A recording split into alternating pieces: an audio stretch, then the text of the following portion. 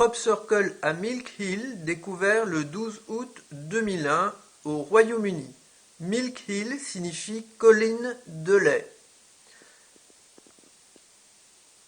Voici plus précisément le schéma que j'ai réalisé à partir d'une photographie aérienne de ce crop circle. Ce crop circle a été réalisé au-dessus d'un plateau calcaire, un plateau crayeux, comme le montre cet autre schéma. Voici ce crop circle dessiné au-dessus de la parcelle qui se trouve au sommet d'un plateau calcaire. Voici la falaise et voici en contrebas d'autres parcelles cultivées avec un autre crop circle dont je ne vous parlerai pas ici. Et ici, à flanc de colline, se trouve un cheval taillé dans la craie, un cheval blanc. Ce crop circle est gigantesque et couvre, d'après un document que j'ai lu, environ 5 hectares de terrain. Il est composé de deux éléments distincts.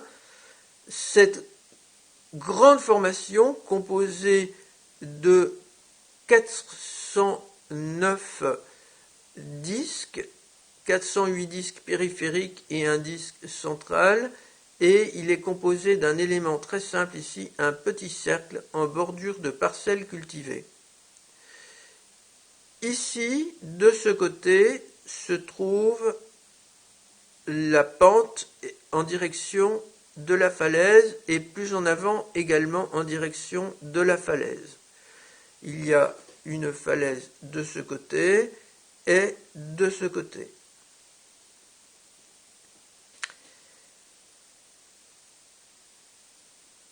Il y a 78 grands disques qui composent les 6 croissants composés chacun de 13 grands disques.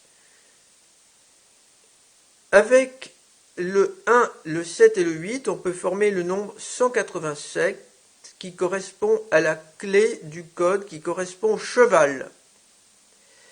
La clé numéro 78 correspond à la mort.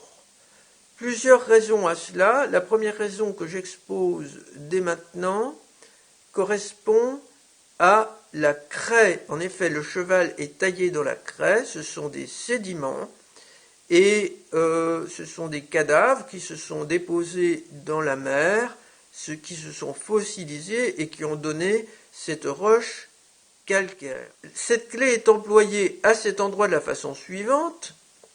Ici, si je considère l'angle cette fois-ci, 1, 2, 3, 4 bandes recouvertes par le crop circle de ce côté de l'angle et de l'autre côté de l'angle, 1, 2, 3, 4, 5, 6, 7 bandes recouvertes par le crop circle. Donc on retrouvera le 74 qui signifie lune ici. Donc un rapprochement a été fait entre cette clé 148 et cette clé numéro 74 par les auteurs extraterrestres de ce crop circle. La clé kanji numéro 84 signifie air souffle. 8 plus 4 égale 12. Alors, on a ici, j'aurais pas dû faire cette addition, simplement le 84 qu'on va retrouver par le 408 ici. 408 disques périphériques. Donc, on ne compte pas le disque central. Tous les disques périphériques, ici, sont au nombre de 408. Ce 408, ici, avec tous ces disques, évoque une sorte de turbulence, de tourbillon. Donc, on peut penser à une zone dépressionnaire avec ces nuages tels que l'on peut en voir actuellement avec des photographies par satellite. Donc, on a un lien ici avec les nuages, avec le vent, avec les tempêtes éventuellement. La clé numéro 85 signifie eau. 8 plus 5 donne 13. Là, je compte 13 disques par croissant. Ces croissants qui évoquent aussi des sortes de bras dépressionnaires, nuageux, donc composés d'eau sous forme de vapeur. L'élément central ici, le disque et les 6 disques périphériques, évoquent d'ailleurs le cristal de la glace.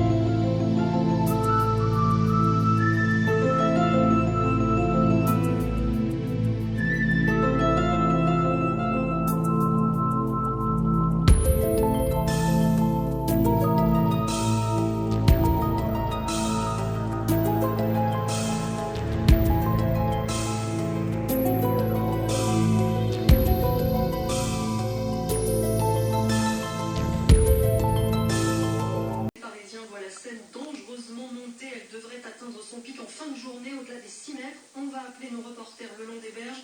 Nous serons aussi au Louvre où les œuvres les plus menacées sont en train d'être mises à l'abri. Et puis on va parler de pollution car avec ces inondations, ce sont des tonnes de déchets qui flottent et qui finiront évidemment dans la mer aussi à 12h45. France Info, le réflexe info. France Info, il est midi. Le journal avec Noémie Benin. Bonjour Noémie. Bonjour à tous. Les prévisions revues à la hausse donc pour le pic de la crue de la Seine aujourd'hui à Paris. Ailleurs, dans le centre et en Ile-de-France, la tendance est plutôt à la baisse du niveau de l'eau, même si des habitants ont encore été évacués ce matin comme à Viry-Châtillon en Essonne.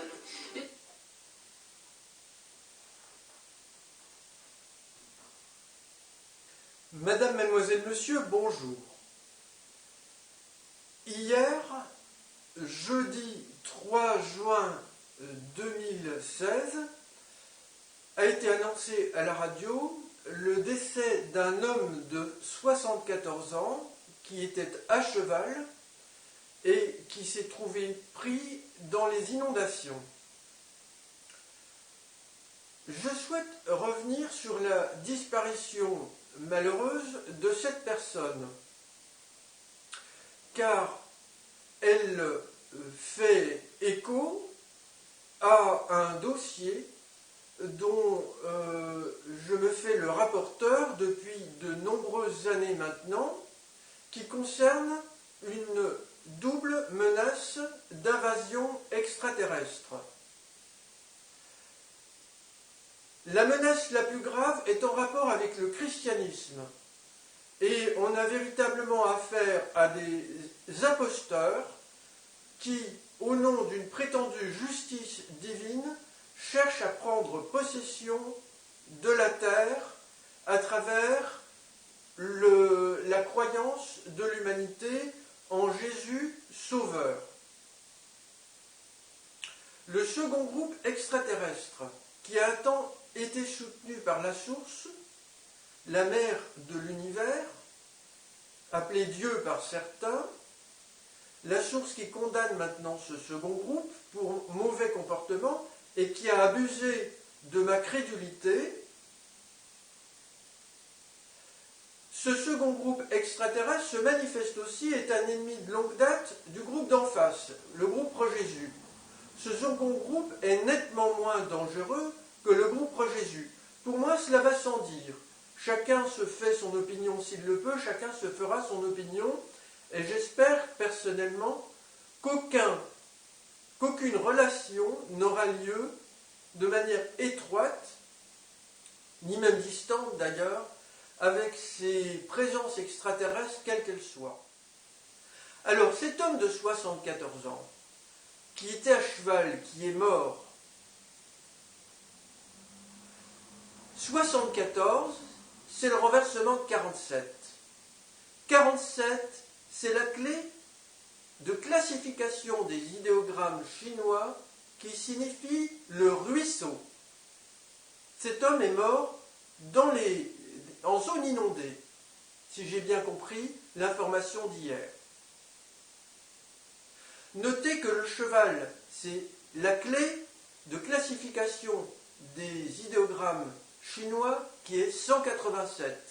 Le 187 contient le 78 en permutant le 7 et le 8. Le 78, c'est la clé qui signifie la mort. Alors cet homme n'est pas mort sans que cela ait un sens par rapport à ce dossier. Parce que ces clés, dont je vous parle maintenant, elles ont servi à chiffrer des communications avec le groupe extraterrestre qui a prétendument pris notre défense. Et j'en ai apporté de nombreuses preuves, dont des preuves dans un crop circle réalisé par ce groupe extraterrestre avant que je connaisse son existence, avant que je m'intéresse aux crop circles. Les crop circles, c'est des grands dessins faits dans des champs. Un des crop circles les plus complexes qui a jamais été fait, le 12 juillet 2001, en Angleterre, à Milk Hill, au sommet d'une colline. D'après certains rapporteurs, il avait énormément plu la nuit où ce crop circle a été réalisé. En contrebas de cette colline, une falaise avec, tenez-vous bien, je ne fais pas de jeu de mots, un cheval blanc taillé dans la craie de la colline. Ce crop circle comporte 408 disques et un disque central. Ces disques sont répartis sous forme de 6 croissants avec des petits disques autour, et la formation tournoyante avec ces croissants de lune, ces 6 croissants, donne l'impression peut-être d'une galaxie, peut-être d'une dépression dans notre climat, avec tous ces nuages. Ça peut suggérer cela aussi. Alors, la clé 74, je pense à l'âge de cette personne qui est décédée, la clé chinoise, et correspond aussi à la Lune, et on va retrouver ces croissants de Lune. Donc on a une évocation du temps. Et ces extraterrestres ont voulu faire là un lien avec moi, dont l'âme a été celle de pré-Bouddha et non pas de Bouddha. Je me suis mis très en colère récemment, dans une autre vidéo que j'ai publiée très récemment, avant ces inondations, je crois, où j'ai dénoncé dans le Dhammapada, qui est un ouvrage de référence pour les bouddhistes, qui remonte aux paroles du Bouddha et de ses disciples, j'ai dénoncé la métaphore du domptage des animaux. Il est question du domptage des éléphants, il est question du domptage aussi des chevaux, et même de l'usage du fouet, parce que se maîtriser soi, selon ces personnes, c'est être docile, devenir sage, comme ces animaux deviennent sages sous l'influence, en quelque sorte, malfaisante de leur dompteur. De tels propos de la part de personnes sont inqualifiables, inacceptables, et je ne saurais nommer Bouddha éveillé des personnes qui maintiennent dans leur pensée pareille représentation, non seulement comme exemple pour le comportement vis-à-vis des animaux que je respecte profondément, mais également vis-à-vis des êtres humains comme exemple d'éducation ou de sagesse. Il ne disait pas qu'il fallait fouetter les êtres humains, hein, bien entendu. Ça, c'est sûr. Mais il disait que on peut se conduire, se tenir comme cela. Et cela, je le réprouve.